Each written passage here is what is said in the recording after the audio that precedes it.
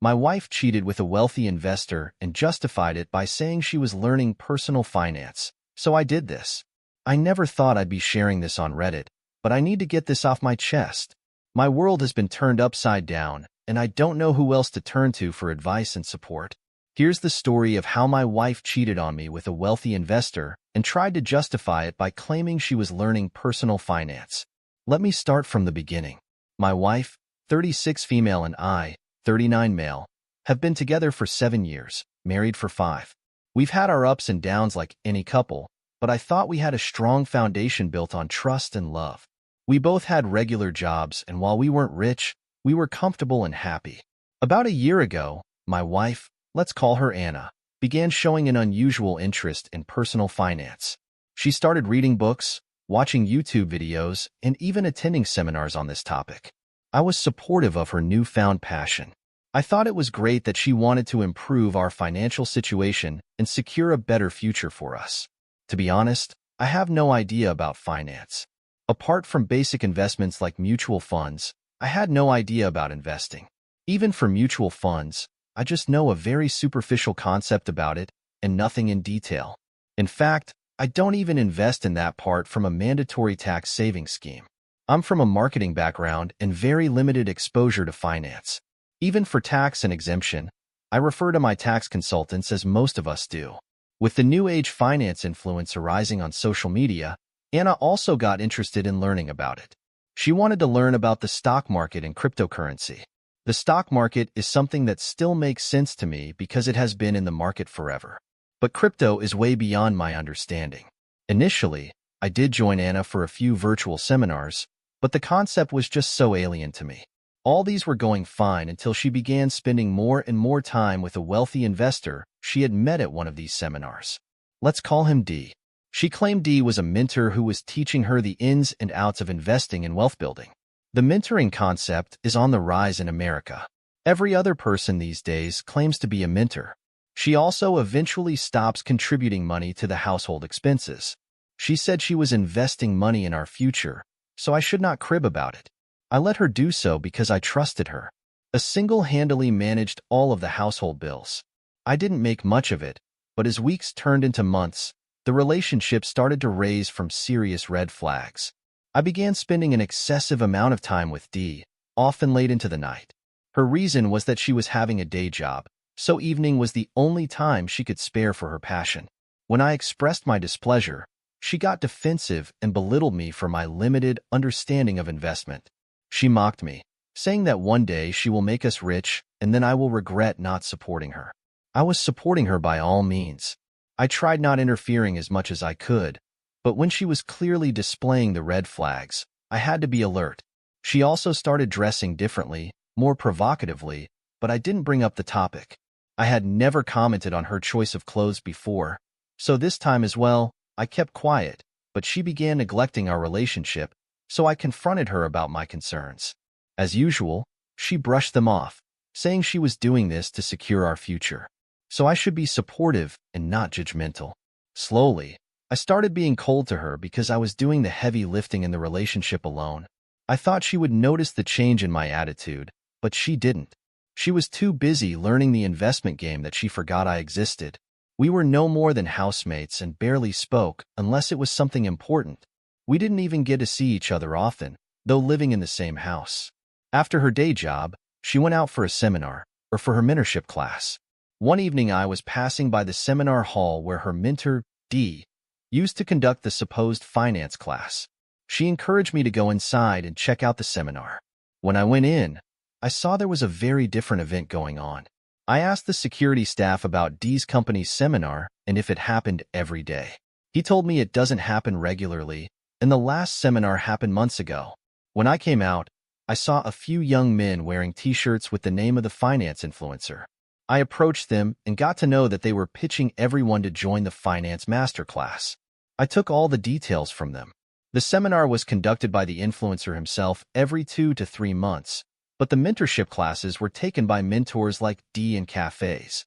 They also said it was not a daily class, but a weekly one, and the timing was 7 to 9 p.m., and I used to come home not before midnight. I took the details of the cafe and left. The next day, I asked Anna if she had that class that day. She gave a current reply. I have classes all the days. I said nothing. According to the details I gathered in the last day, the class was only on Saturdays, and that day was Thursday. After my work in the evening, I dropped into the cafe and saw her sitting intimately close to D, his hands on her waist and his lips on her cheeks. They were whispering into each other's ears. My sank as I watched them exchange flirtatious glances. I stood at a distance to give myself enough time to absorb what I was seeing. I tried to capture some video clips because she would come up with the BS like it was nothing like that. I stood there until they were in a more intimate act. He was licking her ears and doing all sorts of nuances. I recorded it all. When they were about to kiss, I went and sat at their table opposite of them. Anna froze while a fair partner was confused. I said I was her soon-to-be ex-husband, and he chuckled. Anna said that she could explain, and I said, go on. She said it was a one-on-one mentoring session. I was like, yeah, sure. He was mentoring you by lip to lip. A fair partner left the table, laughing at this situation. His attitude was out of a player. I asked Anna up front if she had slept with a fair partner. She said yes, but it was only a part of the investing deal. What kind of deal was that?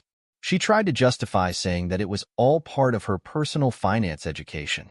She claimed that Dee had promised that she would be able to make huge money after completing the classes and doing what he had asked her for. And what did he ask her for to sleep with him? She said yes. I knew she was trying to. I asked him to save her face by just giving any random excuses. I played along for some time. I asked if she did it forcefully. She said no. It was consensual. I told her she enjoyed it. She said she didn't, but did it only once to secure our future. I lost my mind at this and yelled at her, who gave her the responsibility of securing our future. I told her she didn't need to think about mine. I could do it all for myself. I shouted at her so hard that people glared at us from nearby tables. I stood up and left a cafe. She followed me outside and tried to hold my arms. I shrugged her off and said she can go EFF her mentor and doesn't need to come to my home. I came back home devastated. My trust in her was completely shattered, and I couldn't believe that she had used the guise of learning personal finance to mask her infidelity. A few minutes later, Anna arrived. She said it was not for fun. She slipped into his pants just to learn the tricks of money-making. I asked her to leave the house. She pleaded with me that it was not cheating. She had no feelings for the affair partner. It was just a part of the business. I don't know what kind of business she was up to. I told her there was no point in banging her mentor to learn personal finance. She could earn the actual money by doing so. She got angry at me and said she would prove me wrong. She said I was too rudimentary to understand this modern concept. She got into that mode of I will show you how much I can earn. I'm getting into influence for marketing and all. You fools cannot understand the importance of investing in an early age and blah blah blah. Anna also told me that I'd retire with no money and just take the state pension while she would be a billionaire by then. And then I would regret this mistake. I told her she could do whatever she wanted, but not well with me. She packed her stuff and left. 2 days later on Saturday, she came back. I was lying on the couch surfing something. She looked at me and said no. I'm not here to plead with you or say sorry. I'm going to take my remaining stuff. I didn't respond. She took everything and drove off. She was clearly unremorseless of her actions. She chose her cheating over our relationship. We don't have any substantial wealth to fight about, so I'm guessing it should be smooth. But let's see. We'll update once all these 3 things are over. Update 1. Thanks for all the support and advice, Reddit. I just wanted to have a quick update about my divorce. Nothing much has happened apart from the divorce, so it would be a good short update. A lot of people commented that Anna was not even close to learning personal finance. It seemed more like a scam than an investment, honestly. I don't know much about it. The one thing is for sure, for anyone who promises quick money and double-triple returns, there is something wrong with that. Money making in a genuine way is not a cakewalk, but it doesn't happen overnight. Nonetheless, it's not my problem anymore. My divorce was finalized last week. It was pretty smooth. As I said, I don't have any huge wealth that she would have fought over. The house in which we lived was a rental condo. In terms of alimony, she earned almost equal to me. Also, she was the one who cheated, so it wasn't entitled to pay the alimony. The joint account was closed and the money was split between us. We have no children, so there was no question of child support. Thank God we don't have children. It would have made this situation so complex. Now, I get why so many Americans are against having children because of this uncertainty. Anyways, it's not as easy as it sounds. I'm yet to move on from her cheating. She has been telling everyone that I would go back to her begging for reconciliation when she becomes rich after learning the personal finance risks. I said, good luck. She said everyone that the reason of our divorce was that I was being insecure about her progress. She labeled me as controlling, jealous, and whatnot. I listened with a smile as much as I could, and I showed everyone the video I had recorded of her cuddling with the fair partner.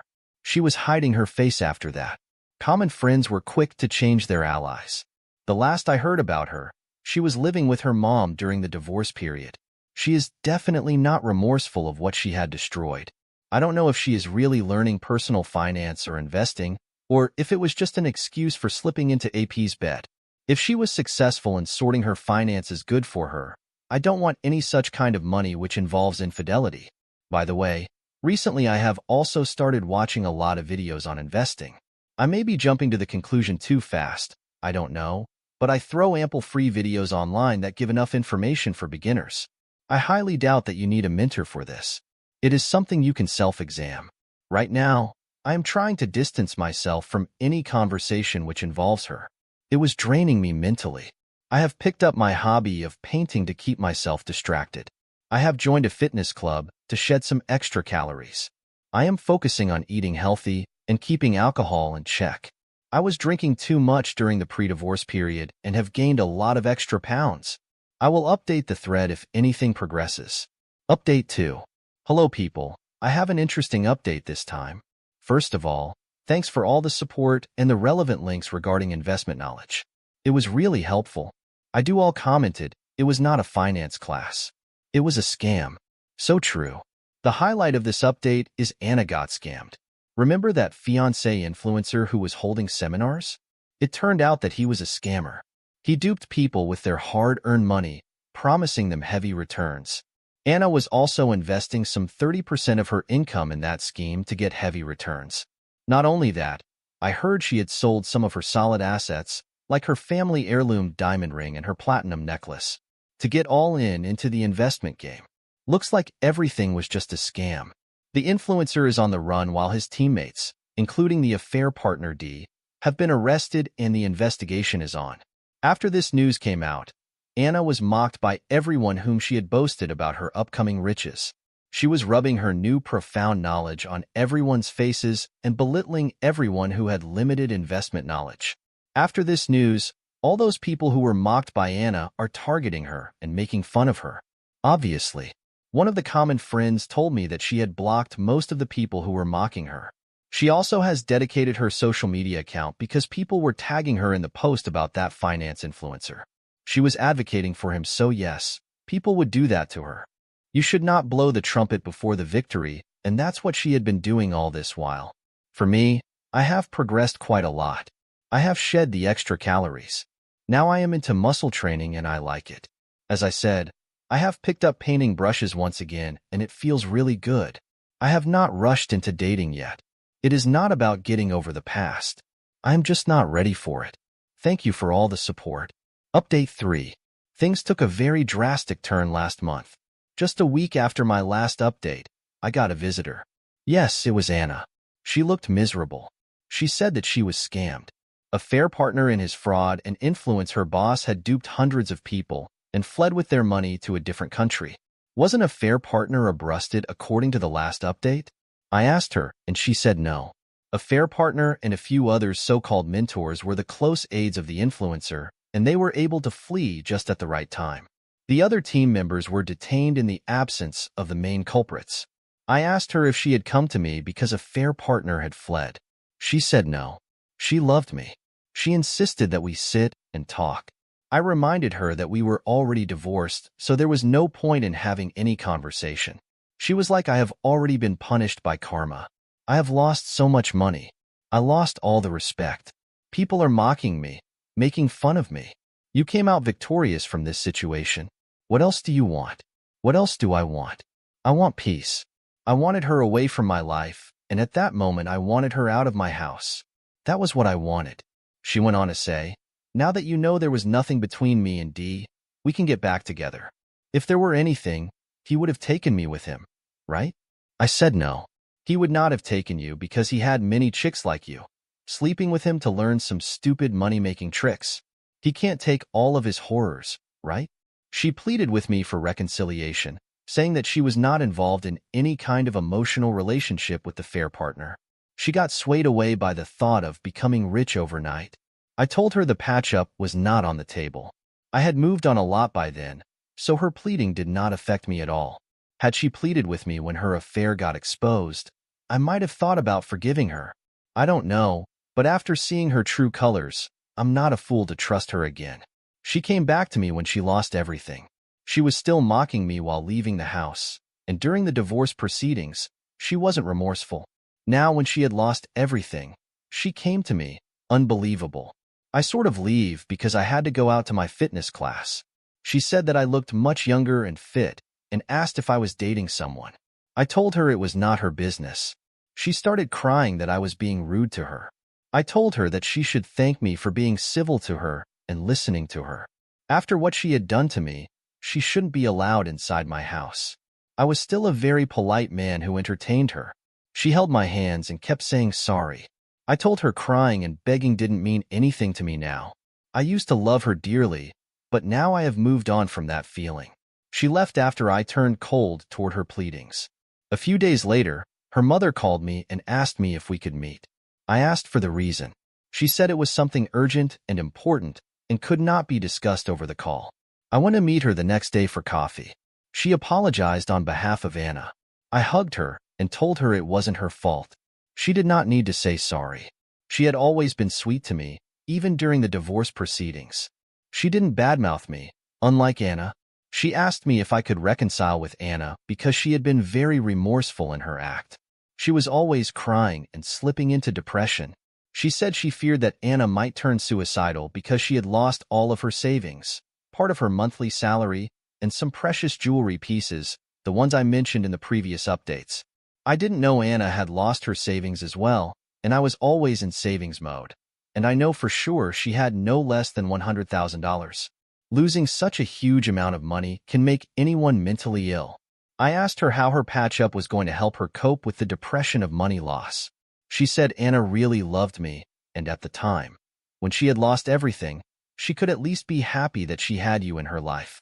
I'll be honest here, I did feel bad for Anna. I also got slightly inclined towards considering the reconciliation, but it was for a brief moment. I quickly bounced back on my decision of not having her back. I told her I could not do this. I didn't love her anymore. It was again a cycle of crying and pleading to save her daughter from depression. I stood firm on my decision and told her to take Anna for therapy. She needed counseling more than a husband. Poor ex-mother-in-law was disappointed that I turned down her request, but understood my point. There was one more thing that would have further disturbed Anna, and that was about my investment journey. I followed some of the genuine finance YouTubers who really helped me understand the concept of personal finance and investing in macroeconomic and fundamental levels. That knowledge helped a lot in building my portfolio, and guess what? I'm already sitting at a substantial profit. I've gotten into the stock and bond market as well. Poor dough trading is still beyond my understanding, and I don't want to get into unknown territory. I'm not rushing into things. I'm learning one thing at a time. Learning about the stock market has also affirmed my belief that money-making is not an overnight thing. It needs patience. Also courage. I'm hoping to come out of this stronger. For dating, I think I'm still not ready for it. Thanks all for the love and support.